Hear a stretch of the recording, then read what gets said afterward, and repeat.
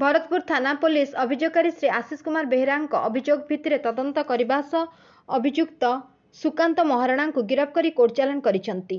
सूचनायोग्य जे अभियोगकारी पेशारे जड़े bus driver.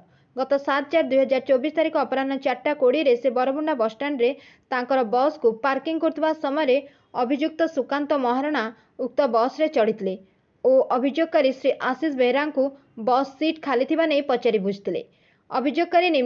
अभियोगकारी अभियुक्त सुकांत महाराणा सहित उक्ति विषय रे कथा हेउथिबा बेले सुजोग देखि अभियुक्त सुकांत महाराणा तांकर मोबाइल फोन लूट करी दौड़ी पड़ाइथिले।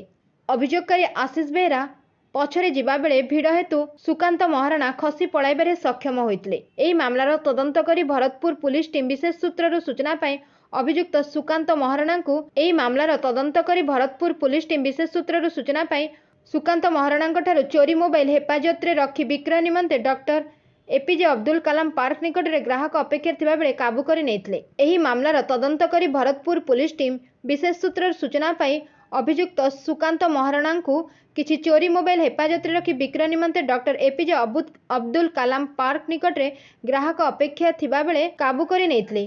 सुकांत महाराणा तलाशी बेले पुलिस तांको निकटरू 5टी मोबाइल फोन जबत करथिले। पचराउचरा बेले सुकांत महाराणा उक्त मोबाइल फोन गुड़ी लूट करथिबा ने निजर अपराध स्वीकार करथिले। सुकांत महाराणा पूर्वचरित आपराधिक जांच बेले तांको नाम रे खंडगिरी और तमांड थाना रे 3टी चोरी मामला रहिछि। वर्तमान मामलार अधिक तदंत चालू रहिछि। Bureau report 51 news agency.